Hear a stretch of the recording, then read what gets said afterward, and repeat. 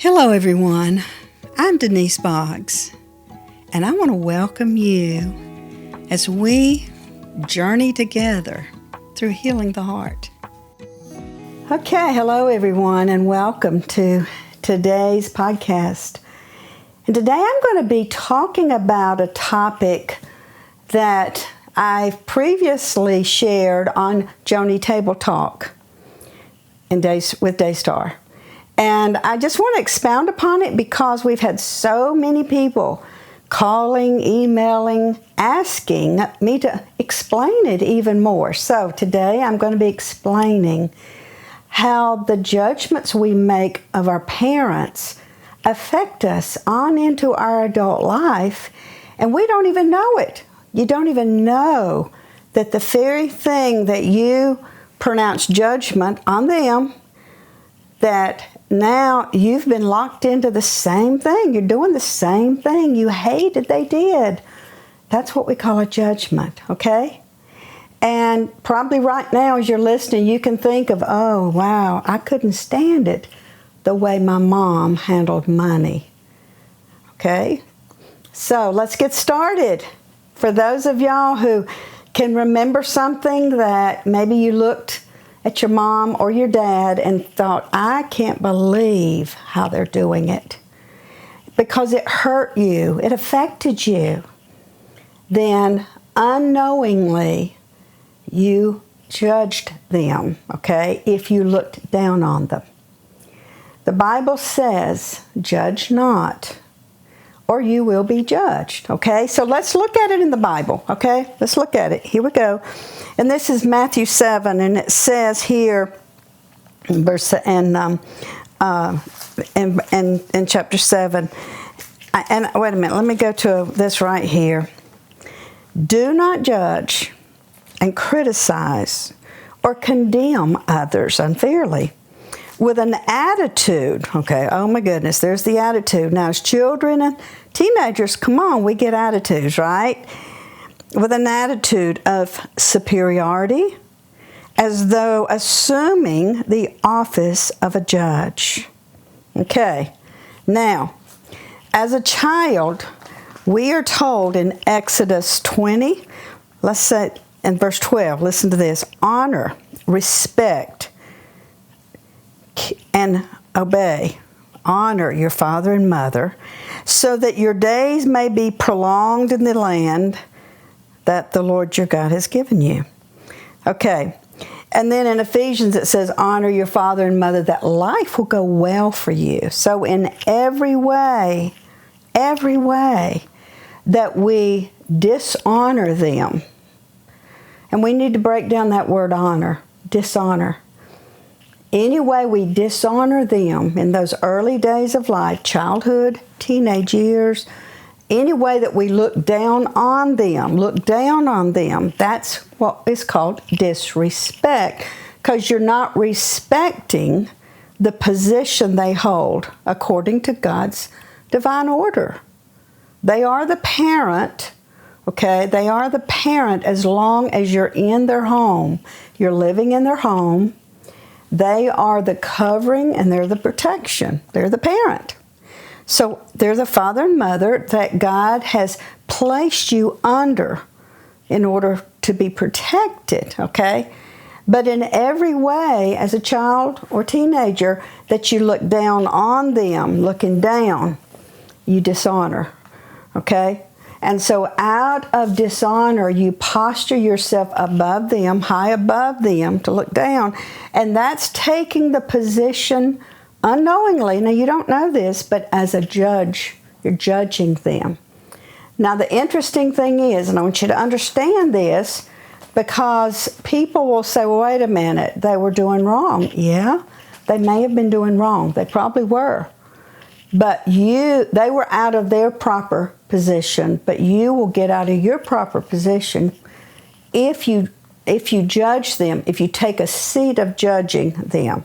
You take the seat of a judge, okay? And so what that does, you have to understand, if you did judge them, then you need to recognize that and say, Father, forgive me. I was out of order. I was out of place. It wasn't my place to judge how my mother handled finances, or how my dad communicated, or how my dad handled discipline, okay? Now, this is the thing about it. We've all judged.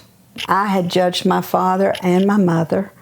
And you know, I didn't even recognize it until I had children that were the same age as I was when I judged my parents. And all of a sudden, I'm doing the exact thing, but worse to my children. Okay? I'm going to tell you a story from my own testimony. My daughter, Casey, was in a Christian middle school. And in this particular school, they had khaki pants, it was their uniform, and different colored shirts. And so it was the end of a school year, and I said, okay, Casey, fold up your uniform, put it in your drawer, because I don't want you wearing it over the summer and getting it messed up, because you'll probably be able to wear some of the same khaki pants and shirts next year. She said, oh, Mom, that's easy. I only had one pair. And I said, what? No, wait a minute. I know you had more than one. No, Mom. I just had one pair. And that's the pair that I got a mark on it, and I would wash it, trying to get it out, but I never could. It's the same pair. I said, Casey, I know I bought you more than one pair. No, Mom, she said. Don't you remember you bought me that pair on sale at JCPenney's for $19.95? Oh my goodness.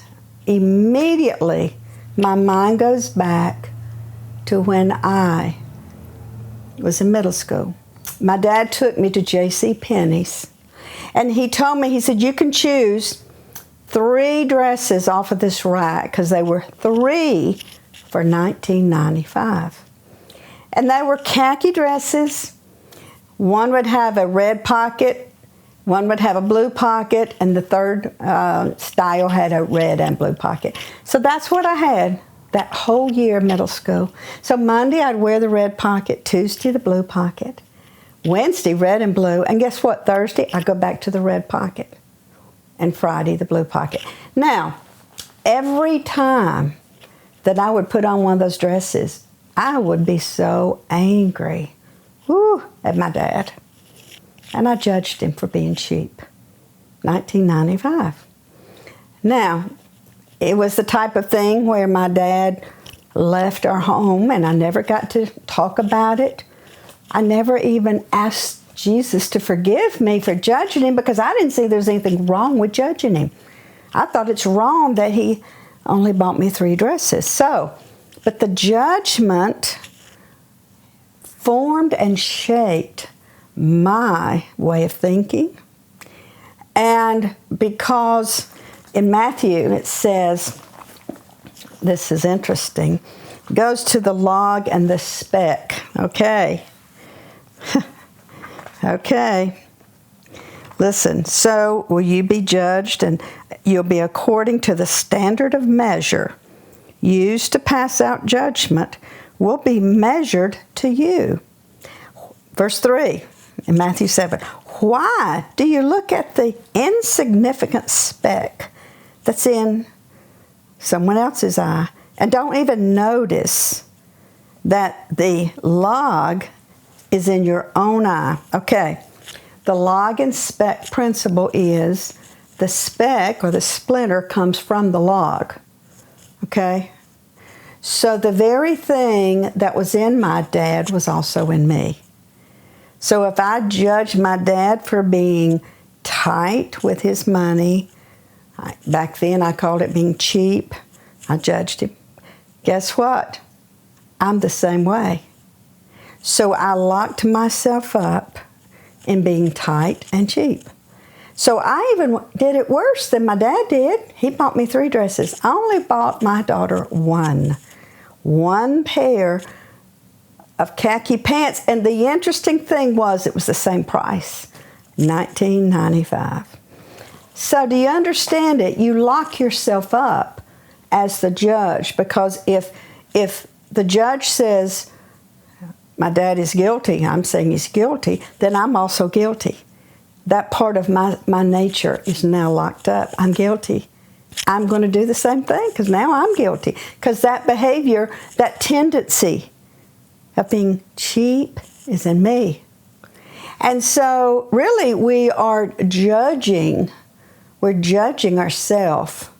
It's almost like it becomes a self-fulfilling prophecy.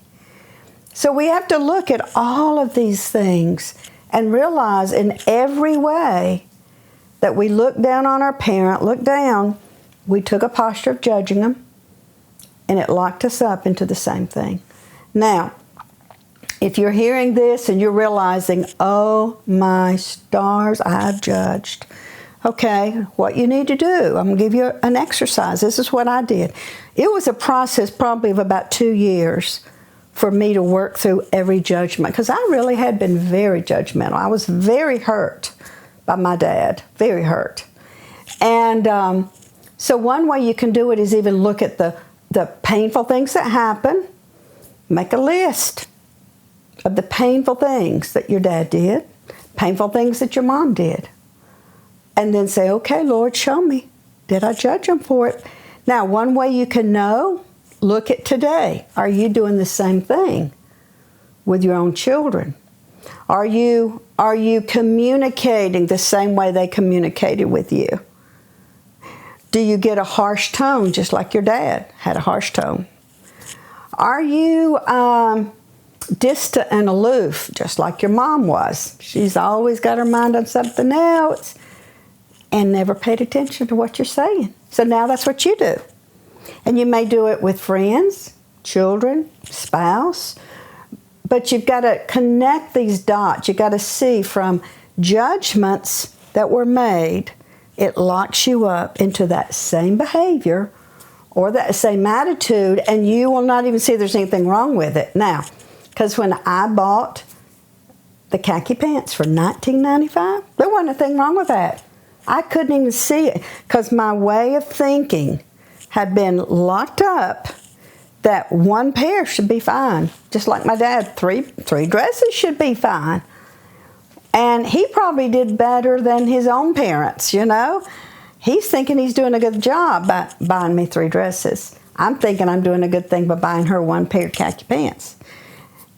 And actually, no, it's because I had been locked up in my way of thinking, even in the way I'm feeling. I didn't feel that there was anything wrong with it at the time. And you know what really hurt my heart for my daughter is that she wore that 1 pair for an entire school year. She never complained. She didn't complain. So I even felt guilty. I'm like, oh my goodness. I didn't even notice that I'm only washing 1 pair at the end of the week. So I judged my mom for having her mind on other things and not paying attention to me, the simple things. Because that's what I was doing to Casey. Same thing. Got my mind on other things, not noticing. I'm not even providing adequate clothing for her for a nice Christian school. So you see how judgments work. And I know when I was on Joni Table Talk and we were talking about it with Joni and some of her other guests on the table, and they were asking me questions. Well, what about this? Or what about that? Is that just judgment? And so it was stirring everybody to ask questions, but even our viewing audience, oh my goodness, they started bombarding us with emails and questions like, well, was this a judgment? Well, the only way I can tell you to know is, number 1, ask the Lord, because I don't know if that was a judgment you made, but you ask the Lord, but you also look at the evidence in your life today. What are some of the things you're doing that was like your mom or dad? You didn't know you were judging them. And so you didn't know, because when you're this high, you're not thinking it's a judgment. But if it bothered you that they did it, it hurt you in some way, then it would be a judgment. You'd see it today as a judgment. I have so many people that say, well, yeah, I had to wear hand-me-downs. I had to wear hand-me-downs. I didn't have my own clothes. We were tight and I didn't have my own clothes. Well, even their voice, even their countenance will change, the voice tone changes. You know by your voice tone if it was something that bothered you. And I've talked in previous podcasts, if you haven't listened to them, you need to go back, about when something has bothered you as a child, it closes your heart, and then where there is a stone in your heart, there's going to be a tone when you talk about it as an adult. That's how you know, okay? So if you're like, yeah, I had to wear hand-me-downs. Okay, so that is telling you right there's a stone, it hurt you, it affected you. And then you fast forward to the present, and are you expecting your children to wear the hand-me-downs? Maybe you financially can afford each one to have their own clothes, but you're requiring them to wear hand-me-downs, okay? You can wear your brother's tennis shoes. There's nothing wrong with that. Wear them. And then you get that tone when you talk about it. So see, that's how from generation to generation, we carry these behaviors, we carry these hurts, and each generation even forms a stone in their heart. It hardens their heart, closes their heart. And then that's when the enemy has access to give you a lie and say, nobody cares about you. Nobody cares. Because if you're having to wear something of one of your siblings and mom doesn't have compassion, say, oh, I'm sorry, honey, I'll get you your own pair of whatever, jeans or tennis shoes. So if mom's not paying attention to it, if she's not caring, it's probably because she has a stone in her heart because nobody cared when she had to do the same thing. And so to break all of this, you've got to, okay, let's go back to the exercise. Make a list of painful things that you remember that hurt you or bothered you.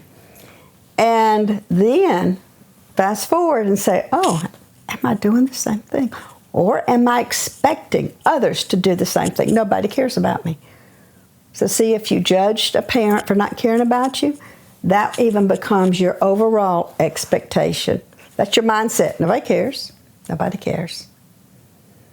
So I hope this is helping you understand judgments a little better, because Jesus was saying, judge not, or you will be judged, meaning that behavior will be in you and others will look at you and say, wow, look what you're doing.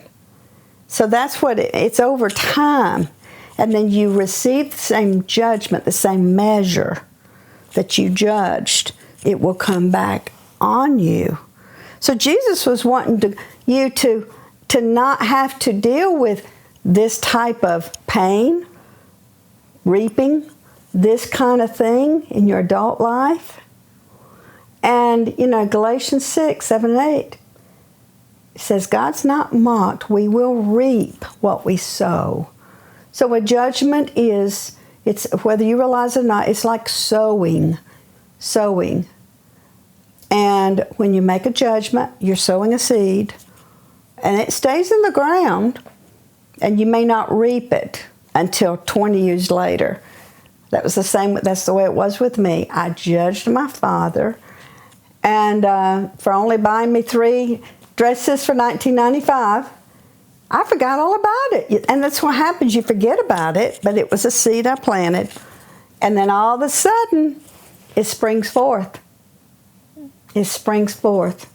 And I reaped the same thing. The reaping was the fact that my daughter's hurt at me because I did the same thing to her. So I'm reaping it in that I'm doing it, but also I'm hurting her. Okay? So it's a kind of a double thing. You're doing the same thing you judged, but then you're going to reap it because, it wasn't until she got older. It's so funny. As a child, 9-year-old, she said, yeah, Mom, I just had 1 pair. Well, as she got older and she learned how to communicate better, she said, Mom, that hurt me so bad. I didn't think you cared. I'm like, oh my goodness. So I was reaping it. She's telling me how she really felt. And then I realized that's how I felt growing up. Do you see how this is generational? So to break free, break the curse, it becomes like a generational curse. But you know what? It's hidden. Judgments are hidden. You don't even see them because you don't remember it when it happened. So you look at, but you got to look at the painful things and then ask God to show you. Holy Spirit, show me. Did I judge my parents? Did I judge my dad for leaving? Oh yeah, I did. I judged my mom, I judged my dad for the way they handled their relationship and their divorce. I judged it. So I want you to do as I did for 2 years. I had a journal, and as the Holy Spirit would bring them to my attention, I'm like, Lord, forgive me. Judgments must be repented of to break the power of them. Lord, forgive me. I choose to forgive my parents for divorcing. Forgive me for judging them, so that I'm not going to be due to reap divorce because I judged my parents of their divorce. All right. It sounds simple, but it is life-changing. If you will apply these principles, you'll do the work, and God will bring healing and restoration. God bless you, and I'll expound upon it later. God bless you. If Living Waters has been a blessing to you and you would like to help support this ministry, you can give on our website, livingwatersministry.com/donate, or text any amount to 84321. We have additional resources for you to continue on your journey to healing in our online bookstore. You can click the link in description.